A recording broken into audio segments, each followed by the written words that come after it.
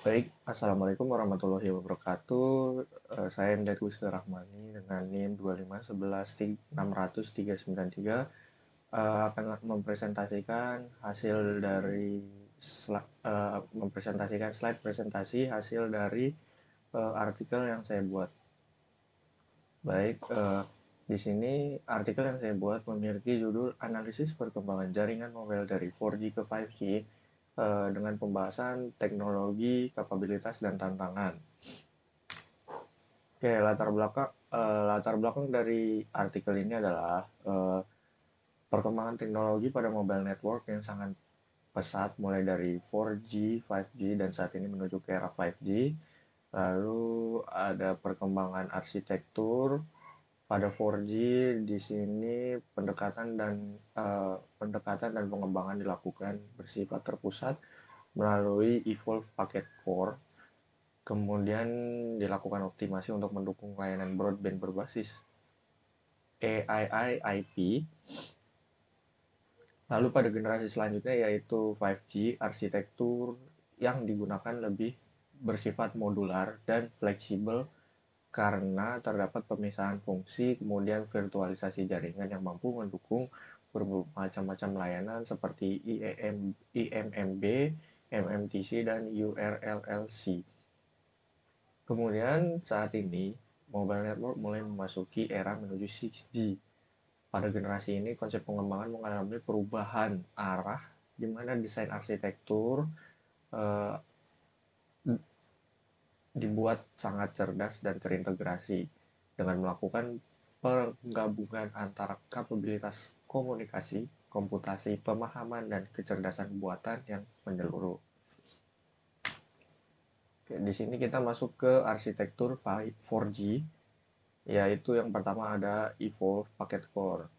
Uh, Kemudian ini ada sedikit overview. Jaringan 4G atau LTE dan LTE Advanced merupakan sebuah sistem seluler broadband yang dikembangkan untuk mendapat data rate yang tinggi dengan latensi rendah serta efisiensi yang lebih baik dengan memanfaatkan teknologi radio yang canggih serta arsitektur inti berbasis IP sepenuhnya.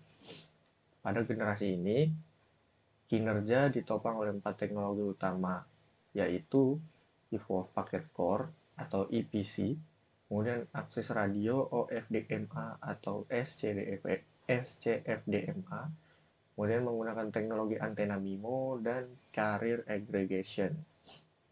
Nah, Evolve Packet Core sendiri ini merupakan inti dari jaringan 4G.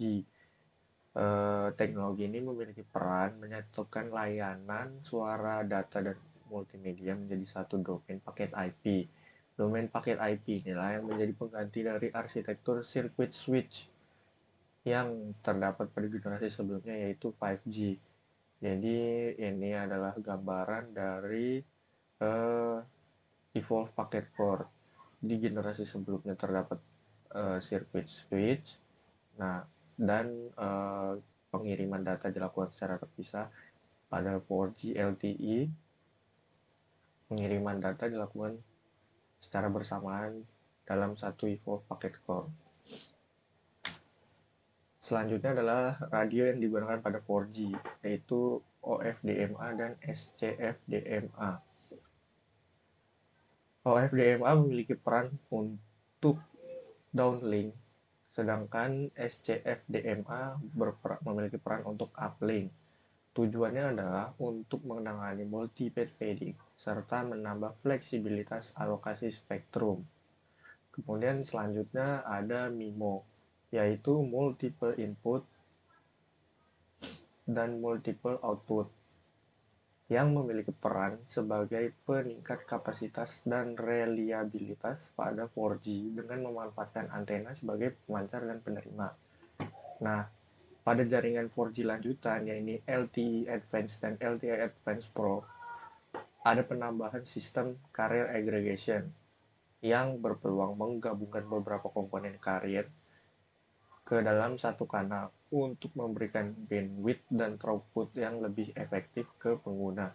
Jadi itu adalah isi dari penjelasan singkat mengenai jaringan 4G. Dan selanjutnya kita kita akan masuk ke jaringan 5G. Nah, dalam jaringan 5G, arsitekturnya didesain untuk dapat melayani bermacam-macam skenario layanan yang memiliki kebutuhan sangat berbeda-beda dari generasi sebelumnya. Di 5G, dia menggunakan Enhanced Mobile Broadband (IMBB), Ultra Reliable Low Latency Communication (URLLC), dan Massive Machine Type Communication (MMTC) agar mampu mendukung hal tersebut. Maka arsitektur jaringan 5G mengadopsi arsitektur New Radio Access Network (NGRAN) pada bagian akses yang terhubung dengan inti 5G, yaitu 5G Core, yang berbasis cloud native sepenuhnya, modular, dan lebih fleksibel. 5G dirancang berdasarkan pada prinsip service-based arsitektur dan pemisahan fungsi pada jaringan. Kemudian perubahan ini memberi keuntungan, yaitu memungkinkan fungsi jaringan dapat dijalankan secara virtual dan dinamis menyesuaikan kebutuhan layanan.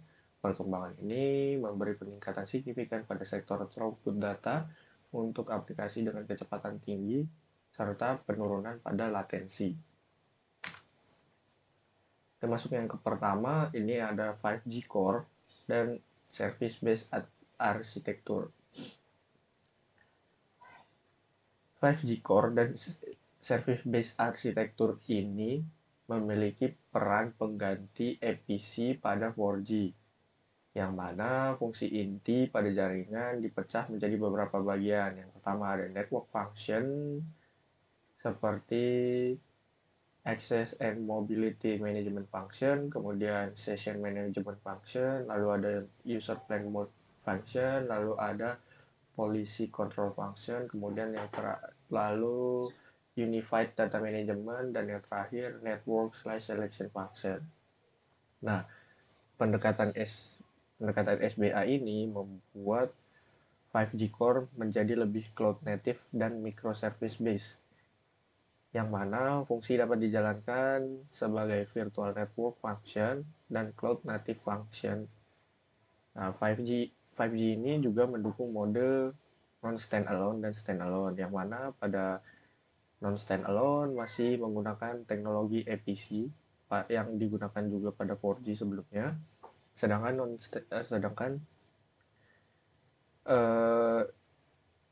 yang standalone ini berjalan di atas 5G Core sepenuhnya, sehingga seluruh fitur SBA dan slicing dan optimasi latensi yang dapat dimanfaatkan secara maksimal sepenuhnya. Kemudian di sini ada NFV dan SDN dan Network Slice. NFV ini pendekatan arsitektur jaringan 5G yang memungkinkan fungsi-fungsi dari jaringan baik pada sisi radio access network dapat dijalankan dalam bentuk perangkat lunak yang disebut dengan virtual network dan cloud native. Dengan ini, fungsi jaringan tidak bergantung pada perangkat keras khusus seperti generasi sebelumnya, melainkan memerlukan server umum berbasis komputasi awan untuk menjalankannya. Kemudian ada software defined networking yang memiliki peran mengelola jaringan transport dengan memisahkan control plane dari data plane. Pemisahan ini dapat memungkinkan pengendalian jaringan melalui perangkat lunak secara terpusat, sehingga pengaturan routing, pengaturan cost, dan implementasi kebijakan traffic jadi lebih fleksibel. Kemudian yang terakhir ada NFV dan SDN. Ini menjadi landasan utama dalam pengaplikasian network slicing pada 5G. Network slicing sendiri memfasilitasi satu infrastruktur fisik yang sama dibagi menjadi beberapa jaringan. Setiap bagian dapat diatur secara terpisah menyesuaikan pada kebutuhan layanan, dan setiap jaringan juga mempunyai alokasi sumber daya, konfigurasi cost, dan fungsi jaringan core yang berbeda-beda, sehingga memungkinkan untuk dioptimalkan menyesuaikan dengan karakteristik pada aplikasi tertentu. Kemudian di sini ada multi-access edge computing. Multi-access edge computing ini memanfaatkan sumber daya komputasi dan sebagian fungsi pada jaringan 5G, termasuk UPF pada 5G Core. Kombinasi antara MSI 5G Core dan NGRAN eh, akan memberikan traffic dapat dijalankan secara lokal menggunakan mekanisme local breakout tanpa harus melalui jaringan core pusat. Pendekatan ini memiliki peran penting dalam mendukung layanan yang sensitif terhadap latensi seperti aplikasi AR, VR, dan otomasi industri, serta sistem kontrol pada kendaraan otonom. Gabungan MAC dan network slicing ini juga dapat menjaga latensi rendah dan tingkat keandalan yang tinggi. Kemudian penggunaan Wave dan Massive MIMO. Perbedaan utama antara jaringan 4G dengan jaringan 5G adalah pada penggunaan spektrum Wave yang dapat memberi bandwidth besar serta memungkinkan untuk penghasilan kecepatan data hingga multi gigabit per detik. Pada teknologi Massive MIMO yang menggunakan puluhan sampai ratusan antena pada stasiun base-nya, teknologi ini memberi kemungkinan pengiriman banyak data relevan secara paralel ke sejumlah pengguna dengan memanfaatkan spesial multiplexing sekaligus memperkuat sinyal ke arah dengan menggunakan beamforming. Nah, selanjutnya kita akan masuk ke konsep dan arah pengembangan jaringan 6G. Yang pertama, jaringan 6G didesain, dirancang supaya dirancang dengan AI native arsitektur, yang mana seluruh AI akan dimanfaatkan untuk mengkonfigurasi berbagai fungsi jaringan seperti perencanaan radio, pembagian sumber daya, pengelolaan net pulsa, serta koordinasi dalam edge dan cloud. Selanjutnya penggunaan terahertz communication. Terahertz ini menawarkan bandwidth yang jauh lebih besar jika dibandingkan dengan Wave pada jaringan 5G, tetapi memiliki keterbatasan yaitu redaman sinyal yang sangat tinggi, penyerapan oleh atmosfer, dan kemampuan sensing terhadap penghalang. Teknologi ini juga membutuhkan perangkat radio dengan antena yang efisien, model sinyal yang sangat akurat, dan integrasi dengan teknologi pendukungnya. Kemudian di sini ada RIS. RIS merupakan permukaan pintar berbentuk meta-surface 2 dimensi yang dapat mengatur gelombang radio dipantulkan seperti mengubah arah, kekuatan, karakter sinyal. Pada jaringan 6G, RIS digunakan untuk memperluas cakupan sinyal, mengurangi area tanpa sinyal, dan menekan intervensi, serta meningkatkan efisiensi energi. Selanjutnya ada Integrated Sensing and Communication, yang mana fungsinya adalah memungkinkan jaringan berfungsi sebagai sensor terdistribusi untuk mendukung berbagai aplikasi seperti kendaraan otonom, pemantauan lingkungan, pelacakan objek, atau pengguna serta layanan penentuan lokasi dengan tingkat presisi tinggi. Kemudian konsep Space Air Ground Sea Integrated Network, di mana jaringan 6G nantinya bisa diterima dimanapun, baik itu di udara seperti drone atau pesawat, kemudian di darat hingga laut, bahkan di bawah air. Tujuannya untuk menyediakan konektivitas yang benar-benar fleksibel, dapat diakses di mana saja. Nah, kesimpulannya adalah evolusi jaringan ini menunjukkan adanya perubahan paradigma signifikan dalam desain arsitektur, mulai dari 4G hingga ke 5G. Namun,